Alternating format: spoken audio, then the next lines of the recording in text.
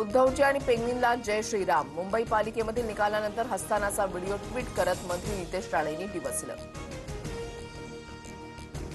ठाणे महापालिकेमध्ये सलग दुसऱ्यांदा उपमुख्यमंत्री एकनाथ शिंदेंचे एक हाती वर्चस्व. शिंदेंच्या शिवसेनेला 75, भाजपला 28, पवारांच्या राष्ट्रवादीला 12 तर ठाकरेंच्या सेनेला फक्त 1 जागा.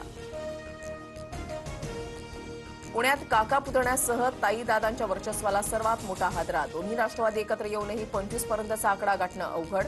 गुन्हेगारांना तिकीटं, निष्ठावंतांना गृहीत समजणं भोवलं.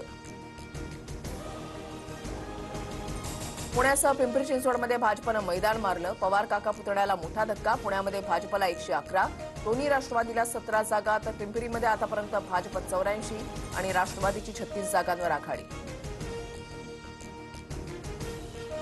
सर्व विजयी 6 उमेदवारांचे राज ठाकरेंकडून अभिनंदन. मनसेचे यशवंत किलेदारांसह सुप्रिया दळवी, सुरेखा परब, विद्या आर्या, सई शिर्के विजयी. मुंबईतील प्रभाग 192 मध्ये मनसेचे उमेदवार यशवंत किलेदार विजयी, 1425 मतांनी विजयी. उद्धव ठाकरेंकडून फोन करत किलेदारांचं अभिनंदन. एनडीएच्या जनहितकारी सुशासनाच्या अजेंड्याला जनतेचे आशीर्वाद. आमच्या विकासाची दृष्टी भावली. प्रगतीला अधिक गती देणारा कौल. पालिका निवडणुकांमधील भाजपच्या विजयानंतर पंतप्रधान मोदींचं ट्विट.